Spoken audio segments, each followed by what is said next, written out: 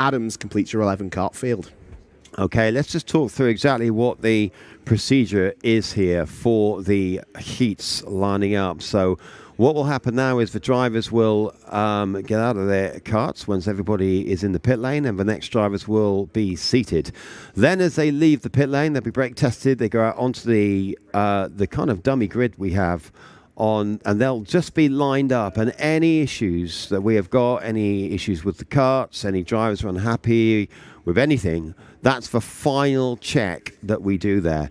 And then it's in their hands. We will go on the pace lap, and they will go around at a walking speed around those huge hairpins that we have here at Teamsport Warrington until they get round onto the start-finish straight. They go underneath the Dunlop bridges, and then at that point, only if the race director, James Hislop, is happy that everything is in order, that the karts are nicely bunched up, because they are under instruction when they're on their pace lap to stay extremely close to the drivers in front. Why would you not want to do anything else?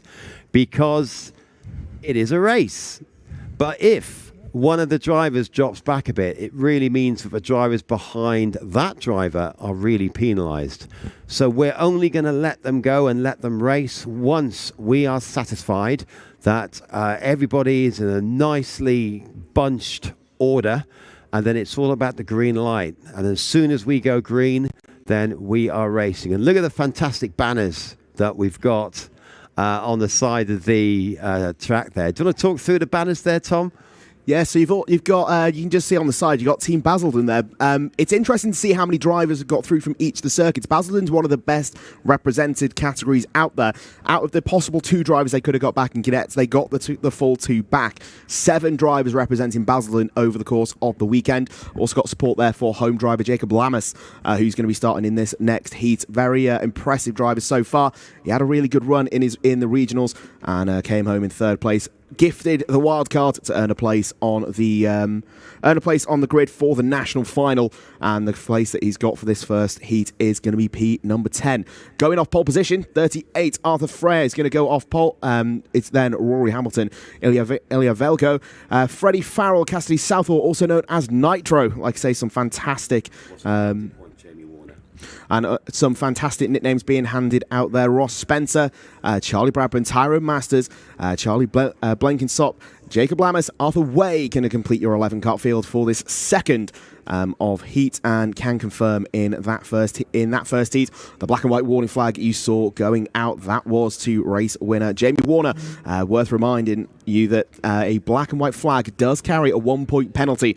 These drivers are all trying to score points to get the best possible starting position for the semi-final. And a single point around here, it's not the biggest penalty the Clarks can hand out, but it is a pretty difficult one out there as the drivers are released to head around the bottom section of the circuit. 2x2 rolling start, mirroring what these guys can expect if they head on to further competition with Motorsport UK. You've got the 38 and the 26 on the front. Few drivers signalling to go a little bit slower as they head towards the start-finish line under the first of the Dunlop bridges. Looking at the 27 Arthur Way at the back of the field. Looking to see these drivers come across the line. We wait to see if we get a green light. Light stay yellow. Looks like that is a false start there from what I can see. Light stayed yellow for my looking, so we're going around again. Aborted start for these guys. Can happen. The Clark's not too happy with the formation of the grid. Looks like the front 2 guys may have been a little bit too far away. Also, we got some great comments already coming in on social media. Jennifer Tompkins is out there going, "Come on, Freddie, you have got this for Cardiff." So a lot of support going out there for Freddie Farrell. He lines up in 4th position. There he is, going on to the up ramp in the succession order. And it's very important here that they don't get jumbled up, because there's a lot of drivers here who are just drawing alongside the drivers that are around them, and it is also important that they end up starting the race in the position that they are actually designed to be in. So look, Aaron Knight Racing says, "Hello Jennifer, I know you from Instagram." So there's a little chat going on here, isn't there? There's a lot of friendships, I think, being made here. Josh Selway Racing, good luck to all Gosport drivers. I'll try do you lot proud in the lightweights tomorrow. So Josh Selway Racing, yeah, already watching the feed. It's all coming your way tomorrow, Josh. All this stuff is coming your way. So here we go. We're going back onto the dummy grid, and we should continue. And let's see. Now these drivers are really bunched up, but they're more side by side than directly behind each other. There's a lot of signalling. So it looks like they're not that happy with the formation. These guys should be going 2 by 2. You've got one of the marshals there. Just going to get these guys in the correct order. It is worth noting, if we do have a false start, the clock is ticking, so the drivers are using race time. The clock has been stopped just while we get these guys back in position. Getting a few little tips on how to do these 2 by 2 starts. Something that's going to be pretty much new for these drivers. They're not going to have done them before. But just double checking, as you said before, make sure the drivers aren't too jumbled up. They're not in the wrong order. We want the grids to be correct and the drivers to be deciding the results out there. So just getting them back in line. As soon as they've done so, they'll be released to have another crack at the start. But it is worth noting that timer down to 6 minutes. So quite a bit of this race has been spent already on the rolling starts. That's why, especially on this track with it being so long, it is worth getting them right the first time, so you've got the maximum opportunity to make some difference during the races. There's a lot of love for Cardiff drivers on the social media. So Christopher Ball says, here to support my Cardiff family. Luke Evans, he's getting mentioned. He's not even racing. He's in the juniors. He's up next. He's probably on the motorway. Here we go. Right, we're off once again. And going on to the main straight. Will we get a green light? It's looking better, isn't it? It's looking better. Come on, let's go racing. They go round. Yes, we are. Let's have a look around the first corner and see. Yes, no, John 38, Arthur Frey manages to get this car right on the inside of that corner. And if you get that car right on the inside, it is really, really difficult. Rory Hamilton taking a completely different line there. He going very, very wide, but I think we might have a movement.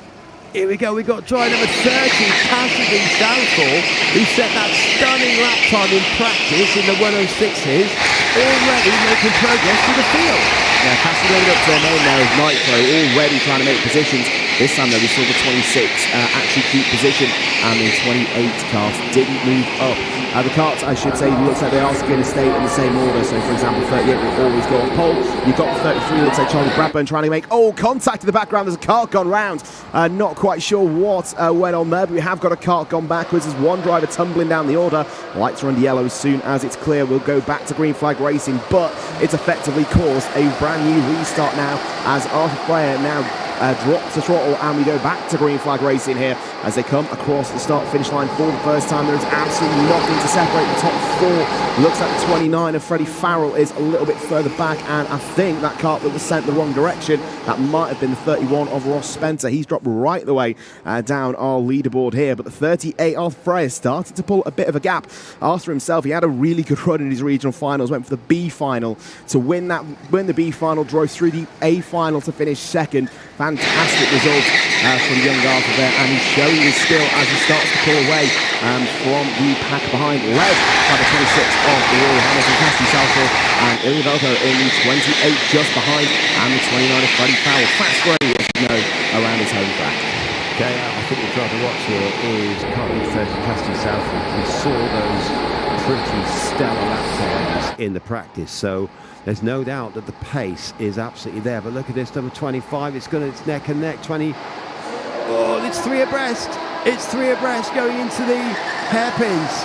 38 Arthur goes down into second place. Rory Hamilton hits the lead, and Cassidy, who I said was the one to watch, actually stays in third place, but had a huge look down the inside of what was going on directly in front. A lot of people are saying hello to each other on the social media. Cardiff are taking over the chat. Gary, you are absolutely right. Jennifer calls Gary the legend, or the legend, but I think that's legend, if I'll be absolutely honest. So I'll fill in the gaps there, Jennifer. Okay, don't worry about that. Brad Jones, go-karting. It's all coming up. We want all the tracks to give us some feedback, give us some posts on social media. That's what we want. Right, still, it is on who is leading. Cassidy's still there in third position. And coming down to complete another lap, and Rory Hamilton absolutely flying. Yeah, it looks like Rory's got a massive gap here. Arthur almost looks a little bit like cork in a bottle here, but Cassidy all over the rear bumper of that Biz Evo 3 Cadet. Brand new spec of karts here at Warrington, completely different to what we ran last time. The 38, though, Arthur Freya handing out a masterclass in defending here through the top three hairpins. They come round to complete what will be their fourth lap of racing. We'll see what that gap to the lead is at the moment. You see Arthur checking over his shoulder. He's 2.9 seconds in arrears to the 26 of Rory Hamilton, who's also got the fastest lap, 1 minute 7.766. But Arthur just proving if you put the car in the right place, even if the drivers have a speed advantage, which we believe that Cassidy may have after their massive performance in practice, you can still hold on here at BIKC. Drivers nose to tail here. All it's going to take is one tiny mistake and you're going to see a festival of overtaking as the drivers fly through the top section of the flyover, get ready to head back down the ramp for what will be the fifth time of asking. As they head under the mezzanine bridge, still Arthur Freya holding on. A little bit of a touch there from the 30. Cassidy looks like they've got the better run here. Is this the chance that they need? They try to think about side-by-side through the chicane, think better of it. The 30 looks towards the inside, doesn't quite able to go for it. A lot of defending going on from quite a lot of these drivers. Arthur just throwing some defensive moves of his own as they fire through the third hairpin and head towards the start-finish straight. Looks like Arthur still has the position in his pocket as they cross the line, but out in front, it's almost easy to forget about them. Rory Hamilton, 4.7 seconds as the checkered flag flies. Arthur Freya hanging on in second place there. Cassidy Southall in third. Ilya Velko in fourth. Freddie Farrell, Fast Freddie, completes at the top five in that one. Fantastic. So, checker flag is out. Rory Hamilton, what a great race. Absolutely brilliant. There's checker. Okay, so Rory Hamilton with the win and the fastest lap time of 107.572, which is pretty good, it has to be said. Probably a touch slower than what we saw in the first of the heats, but had less time out in front, is what I would say. But look at this, yeah, 10th place, Arthur Way, yeah, finishes 10th, but a 107.235, fastest lap time of that heat.